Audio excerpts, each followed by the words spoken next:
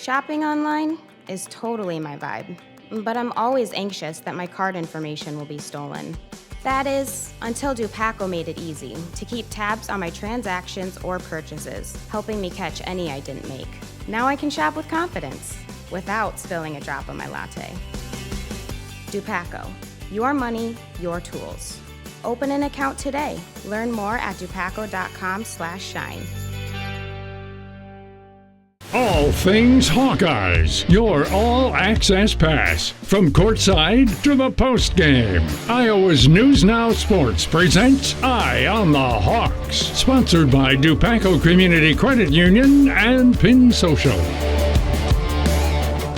Welcome to another remote edition of Eye on the Hawks, as Mike Howland and myself are right now reporting from Gainbridge Fieldhouse in Indianapolis, Indiana. We want to thank all of our sponsors for the show. We have Dupaco, we have Pin Social, and we have the University of Northern Iowa, my alma mater, helping sponsor this trip out here to Indianapolis, a team that right now is in a dogfight in the in the MVC semifinals as they try to punch a ticket into the MVC championship game down there at Arch Madness, in St. Louis. Boy, that'd be a fun one if we have the Hawkeye women and the UNI men playing some postseason basketball. Let's bring it on, Panthers. Got to get this one home. All right, well, before we talk about UNI basketball, we're going to talk about Iowa Hawkeye women's basketball. Another sterling performance against a really good top 10 ranked Michigan women's basketball team. Mike, any big takeaways that jump out at you?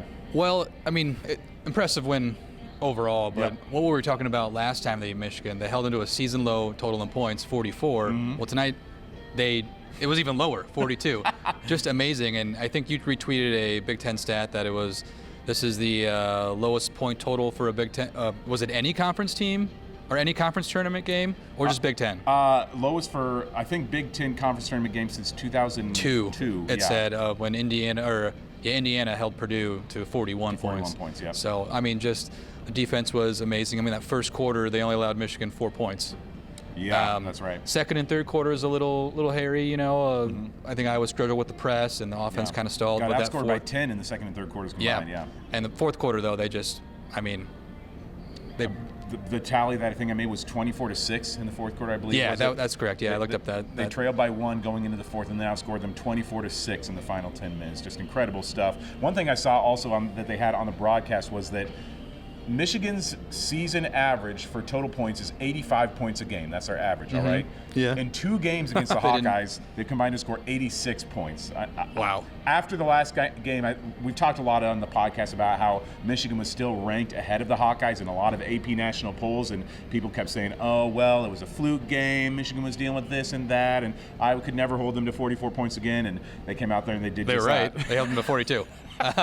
Precisely. If you were an Iowa Hawkeye fan and you only watch Michigan play twice, you'd think they are a really bad team. I trust you. They're not. They're actually pretty good, and they gave UCLA a game early in the season. Actually, after they beat Iowa, they went on the road to Ohio State, who's ranked in the top 15, or at the time was, knocked them off, beat Michigan State, and I can't remember the third game they played. I think it wasn't a ranked team, but still like a very good team. Yeah, they're great. I mean, they have 2 really big stars in Olivia Olson and Silas Swords are 2 awesome players. I mean, they've got size, they've got it all. They've got a chance to be an Elite 8 caliber type of team in the NCAA tournament, but Iowa's just, I don't know, it's like they're kryptonite or something. They just find a way to shut that team down every time. Bringing up Olivia Olson, who's obviously a really good scorer. This is a stat from Kyle Huseman, who tweeted this earlier today. Olivia Olson scored 13 points or fewer in just 6 of her last 38 games. 3 of them have come against Iowa. So, you know, it's something about Michigan that Iowa matches up super well with. And I was listening to the post-game presser with Jan Jensen, and they were asking, you know, that fourth quarter explosion. I think Michigan was leading heading into the fourth quarter. They were just like, you know, what happened? Right. And Jan in the break was just kind of challenging her bigs to be more physical, to kind of just take this. And I mean, you could tell they really responded well to that. Yeah, and I think one thing, you know, you and myself were sitting next to our colleague Shannon Earhart from KCCI during the game, and I think she pointed out to us that in the third quarter, Hannah Stuelke, I believe, had 0 points. She hadn't scored a point yet, and then she comes out and she scores 11 points in the fourth quarter, I believe is what the number I saw. She ended with 13. She must have had a bucket in the third quarter. Yep, and then she had 10 rebounds as well, 4 assists. Another game where Hannah Stuelke fills up the box score. after coming off an illness and an injured elbow. Just a great performance by Hannah. Just to run through the box score a little bit here, another few highlights. We had Ava Heiden again with 16 points, same as she scored in the quarterfinals against Illinois. 6 turnovers by Ava, not great. 4 personal fouls again. Taylor Strimlow, 11 points, 6 rebounds, 6 assists. Chit-Chat, 13 points, 5 rebounds. Journey Houston had 4 points again off the bench, 6 rebounds, and Addie Deal had 2 points. Any individual performance that really stuck out to you? Who was the star, the main highlight from today? Hard to pick one star. I mean, obviously you could pick Ava every single game almost, it seems, for this Iowa team. There's something about Taylor Strimlow's play that I think she's just turning a corner. Maturity, I mean, 11 points, it doesn't jump off the page, but her basketball IQ, I mean, it's just worlds different than it was, even earlier this season. Yeah. And one thing in particular, you mentioned her point total 11. She hit 2 of her 3 threes. She hit 3 threes in the game. She hit 2 of them in the fourth quarter, and one of them was in a sequence that I've heard them a couple times throughout the season call what they call a kill, a score, defensive stop, score, defensive stop. So that's 4 possessions in a row. The program calls a kill. And does that have to be a one player, the team as a whole? Team as a whole. Okay. So they get a defensive stop. Chit-Chat nails a 3. They can extend the lead to 4 or 5, and they get a stop again. Strelo hits a 3, and then when they go back down on defense, get another stop, and then Ava Heiden gets a layup. That's an 8-point swing in the fourth quarter, and that really turned the game. Yeah. That was about 6.5 minutes left, I think. Strimlow, I think it was with about 3 minutes left. There was one of those possessions where Iowa is kind of trying to run out the clock, and just as it hits about 3 seconds on the shot clock, she just kind of steps back and buries a deep three-pointer. She, too, I mean, I have to say that her performance overall stands out as one that really seemed to be the clutch one for Iowa tonight. She seems to be just growing in her confidence. Like, she seems like every game she comes out there and she's like, all right, this is her team. I mean, she, again, was not even a starter early in the season. Now she's coming out and she's one of the best performers out there. Ava Heiden, obviously great. She had an awesome first quarter to kind of help establish Iowa's lead right away. I forget, she maybe had, 8 points or so in the first quarter, and then finished with 16, so she was less relied on for her scoring over the final 3 quarters, but those big points early on were what helped establish Iowa's lead, which, again, was dwindled down eventually when Michigan took the lead, but still helps establish your place in this game. Another change they talked about in the press conference is they switched their high-low action where they were having Hannah go to the up and set the pick, and they switched that to Ava because now the big had to go out and guard her because she can hit that elbow or elbow jump shot in the mid-range. That was one other thing that they switched up that really seemed to work really well in Iowa's favor. Just so interesting thinking about, if Iowa were able to beat UCLA on Sunday in the championship game, who's the tournament MVP for Iowa? The edge would probably have to go to Ava right now, but with a good game by either Hannah Stuelke or Taylor Strimlow, it could go to them as well. Yeah, that's a tough question. I just stat-wise, you're looking at Ava's points, and we've been talking all season how she's so instrumental in this team, scoring points when they aren't in a rhythm. That they go inside out on their game, and I think you'd have to give it to her, but I mean, I think you could name 2 or 3 players that deserve it. Even Chit-Chat too, her points have been kind of quiet. I mean, but it was still 13 points tonight. Last night against Illinois, she scored 12 points at 5 rebounds, 4 assists. Chit-Chat Wright getting 5 rebounds for that, that's still just as absurd for a gal who's 5'2", something like that. Probably not listed on that on the roster, but realistically, I'm seeing that girl up close. I think she can be over 5'4", certainly. Anything that stuck out is maybe last night we talked about the play of the game. Anything tonight that really stuck out is maybe one of the key plays of the night. I think I already talked about it in the fourth quarter. The 3 possessions in a row where they scored. I mean that it was a tight game, and I was sitting there thinking we might be heading home tomorrow morning. After that sequence, and again, it's not a play; it's 6 plays in a row. After that, I'm like, okay, we're staying here another day. We're gonna see Iowa UCLA the rematch. So I think that's my play of the game. There was one that stuck out, another one that was kind of in the final 4 minutes of the game, I think, where I think it was either Chit-Chat or Strimlow who was outside the wing, and she wings it in and tries to hit Hannah Stuelke, but Hannah, it was a little bit wide and she kind of fumbled it, but the ball just slipped through to a wide open Ava Heiden, who just grabbed the ball and had an uncontested layup that she hit. And at that point, I think that made it either a 12 or 13 point lead for the Hawkeyes, and that seemed to be the point where everybody could kind of breathe a sigh of relief and be like, okay, Michigan is probably not coming back in this game. There's another important play in the third quarter after Michigan took their first lead. I think it was 33-34 at the time, where Hannah got a layup. Crowd just erupted because, again, Hawkeye fans were in the majority here tonight. Yeah, a minute 30 left in this. This is what I wrote in my notes. They took a 35-34 lead. Iowa would give up another lead after that, but it stalled a Michigan run that could have, opened things up a little bit, and those run killers are always huge. Yeah, something that, we talk about Iowa answering the call on possessions against certain teams at certain moments.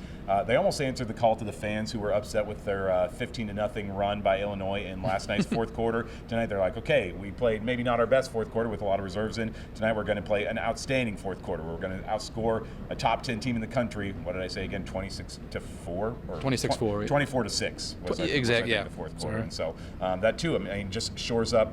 If there was any lingering concern about can this team perform in the fourth quarter, they showed us tonight that's exactly what they can do. And, again, my opinion varies on what happened in the fourth quarter against Illinois, but one of the reasons why you do take your starters out a little bit earlier than you would in a normal regular season game is because this is a long tournament and we need to save their legs and save their energy. And I think that is what showed tonight in the fourth quarter, is that this team was not burn out when they were down one going into the fourth quarter. They still had a lot of fresh legs going in there and being able to play well in the final 10 minutes. And I'm stealing this from someone else who tweeted it, but because I didn't watch the entire Michigan game yesterday. Michigan won by 20, and they didn't rest their starters multiple minutes. I don't think that's the reason why Iowa won. I think it was the defensive intensity. Sure. I don't think Michigan had tired legs. They're both played their second game in 2 days. I think it can't hurt. Again, when you look at just 6 points in the fourth quarter, it's like, that maybe isn't the difference, but it's I think it was showing itself a little bit in that fourth quarter that, Iowa had maybe a little bit more energy, maybe a little bit more shot-making ability. It could be a factor, and Michigan played until 10:30 last night, so it was a late night for them. But I tend to I don't really tend to, when it's college kids, don't really factor that in much, in my opinion. But my opinion hasn't changed on the Illinois game.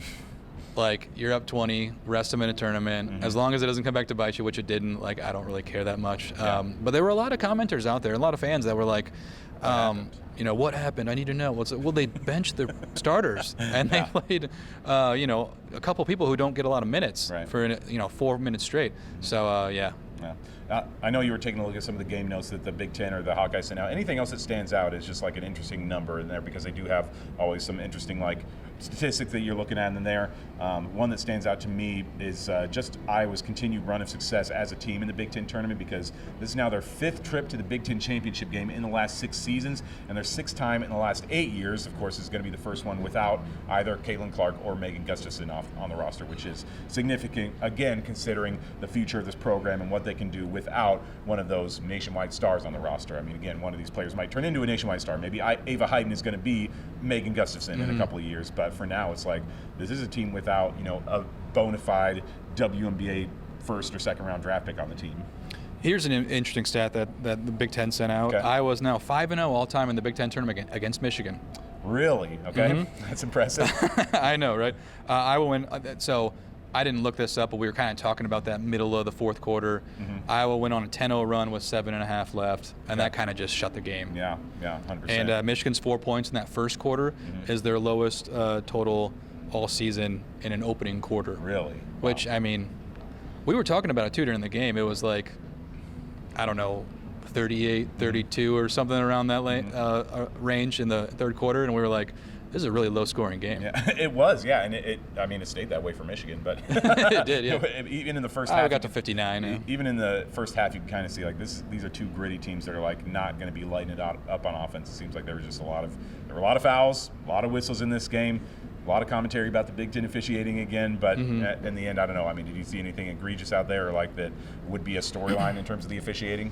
Nothing about favoring one team or another. I still think college basketball refs are horrible, and I think I can't get fined, so I can say that. Women's college basketball refs are worse than the men. But no, I didn't see. And I guess if you're a Michigan fan, maybe you do, because there was a couple possessions in a row where after Jan talked to, it seemed said something to the ref, there were a couple fouls called. I think that in general they call way too many offensive screen fouls. If you watch men's basketball, women's basketball, there's 10. I shouldn't say 10. 2 or 3 times more offensive screen calls called in the women's game, and maybe the men just get away with it. Yeah, could be. I think I saw somebody post even that it was there was that possession that Michigan got called for 3 fouls on one possession, and I think that was right after Jan went up to the officials and were saying, like, they can't push her or something like that. She said something to the officials, and maybe that was what made the difference. I mean, I don't know. I don't want to get into any controversies about a coach convinced an official to say this or do that or call this whistle, but sometimes those conversations can make a difference when you're out there in the game. One other interesting stat: yeah. Iowa turned the ball over 20 times, and there was a stretch in the game, I believe it was in the third quarter, when Michigan was making their run. Early third quarter. Where Iowa turned the ball over 4 times in a row, and Michigan turned the ball over 4 times in a row. And it's just like, a lot of them were offensive offensive fouls, or, those are turnovers. And then there was a travel, and then, it wasn't like a true steal or anything, but it was just a little sloppy. But, again, these are 2 really good defensive teams. Yeah. It's one of those weird things. You talked about that, what'd you say, 5-0 all time against Michigan in the Big Ten tournament. Yeah. Iowa is now, and they've shut them down on offense in both of their games this season. Is Iowa just one of those teams to Michigan that, presents a weird matchup problem, or their style presents a strange issue? Kind of like, I don't know, I mean, who is that team for Iowa? I feel like the Hawkeye football team or the basketball teams have kind of that opponent. For a lot of years, it seems like Northwestern was maybe kind of that way for them, where it's like, where Northwestern is bad a lot of these years, but they just play a way that seems to stick with Iowa. For the men, anyone who has a 7-foot center or a 6'11" center, terrible matchup. I do think that has something to do with it. Michigan's not terribly big, right. And Ava Heiden and Hannah Stuelke is not a super tall, but she's really good in the post. Right. So they definitely have an advantage there. And when you have a defensive player Taylor Shremlow gave all the credit to Chit-Chat and Kylie Feuerbach, who didn't score a point. Kylie didn't all game, but she was on Olivia Olson, probably one of the most important assignments for the game. When you can shut down their leading scorer, it really changes the outcome of the game. Yeah. All right. Anything else we want to touch on before we move on to previewing the Big Ten championship game? No, let's go. All right. Well, so it is a true chalk championship because we have 1 versus 2, UCLA versus Iowa. One of Iowa's 3 Big Ten losses this year came on the road against UCLA, and they're going to match up again. This is kind of the matchup that a lot of Big Ten fans were expecting. And so what do you see? I mean, we were in the building to watch a lot of that UCLA game. So does Iowa have a better chance this time around against the Bruins, who right now 30-1 they are? Ooh, I think that's a good team. I think they have a better chance. I just don't know if it's realistic to win this game. Yeah. Lauren Betts is 6'7". Don't want to do this, but we just did it, and I'm embarrassed. But it's going to be super tough. And not only Lauren Betts, but they've got WNBA talent on their roster. And Iowa plays really well as a team, and they got awesome players. They don't match up well with them. Their leading scorer today against Ohio State, a game that they won by 10 points, was actually Kiki Rice, who scored 17 points, had 8 rebounds. Kiki's not, she's only 5'11", so it's like that's not going to be their biggest player, but she gets in there for a lot of rebounds. Lauren Betts, 14 points, 9 rebounds today, 4 assists. You think that Kiki Rice is the caliber of player that, you put, again, Kylie Feuerbach on her, and that's probably the defensive assignment we're going to be watching to see if she can shut Kiki down. But Lauren Betts is, again, that is just going to be the match that everybody's going to be watching for again, because it's going to be probably Ava Heiden and maybe Hannah Stuelke trying to shut her down. And can they actually do it? The biggest post matchup that we saw early in the season was Ava Heiden against Audie Crooks in that Iowa State game, and Ava did not perform all that well in that game. And so what's she going to do in this game when she's going up against probably a top 5, top 3 WNBA draft pick come a couple months or so? No, it's certainly going to be tough. And then, I guess if you do shut down Kiki Rice, they still have, Gabriela Jaquez and Angela Dulicic. Did I get that one right? That was a tough one. Who knows? But those are really good players, and they can definitely shoot the 3, stretch the defense, and then that allows those guards to get in the paint, and then if the paint isn't congested, Lauren Betts can kind of do whatever she wants, you know. So it's certainly going to be tough. Yeah, her last game in the quarterfinals against Washington, Betts had 26 points. Actually, the game before that when they played USC, she only had 5 points, 15 rebounds. So that's probably a game that they're going to look back at. That's their lowest scoring game of the season, actually. I wonder if Hawkeyes are probably going to go back and look at that game and see what they can do against Lauren Betts. Well, Jan Jensen did say in her press conference too they were going to tweak a couple things on their game plan, and she's like, hopefully it works. She did say, and I agree with her on this one, they have to play a perfect game, and UCLA has to play a so-so game. That's just kind of how it's going to go. But at the end of the day, making it the Big Ten title game, even if you win, are you going to get a 1 seed? Yeah. We kind of don't think so. Right. So I don't know. It's not a bad loss. Yeah, it seems like even if Iowa beats UCLA, still UCLA is probably going to be the 1 seed coming out of the Big Ten. I mean, again, 30-1, there's just no way that they could fall off that one line. UCLA wouldn't, and I'm talking about like Iowa getting that other one and having exactly. 2, but I don't see that either. Yeah, that just seems like a lot. Again, a lot would have to go wrong for that to happen.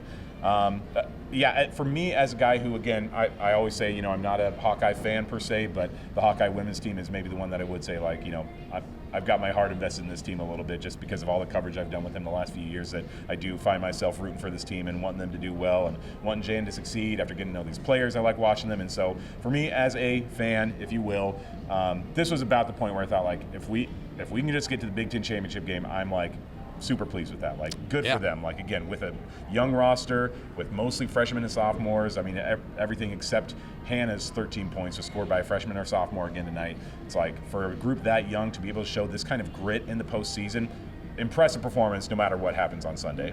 Yeah, and a couple points I just thought of. A lot. If you're a men's basketball fan and you're new to watching women's basketball and you're watching this team go through the Big Ten tournament, there's always this notion that a deep run in the conference tournament could hurt you in the NCAAs. I don't think that's true in the women's game, especially if for the Big Ten and the teams playing this week, you get a full week off before the selection show, before you play another game. So regardless, you're not going to be it's not like the men where you're playing 4 days later. Or yeah, you're not going to be playing like 3 days later. You get like a week and a half off. So in that sense, you're actually extending your season so you don't get too rusty. If you would have lost on Friday, that's 2 extra days you don't play. Yeah. So, I think in that sense it's good. And you get to play another high caliber team. You haven't done so well against the 1 seeds. You played 2 so far, UConn and UCLA. Didn't go well. Right. Can you tweak your game plan? Can you make it at least a little closer? That could give you confidence going in. And I think these younger players too, making a deep tourney run in the conference tournament, that's obviously going to be huge when they're juniors and seniors. Yeah, big moment for both, again, Hannah Stuelke and Kylie Feuerbach, who've been through everything with this team the last 3 years, when they've been going to their championship games and when they've got knocked out of the second round like they did last year. Hannah and Kylie have been through it all, and so it's really going to be something to see them in their last run with this team going forward. Anything else before we wrap things up, Mike?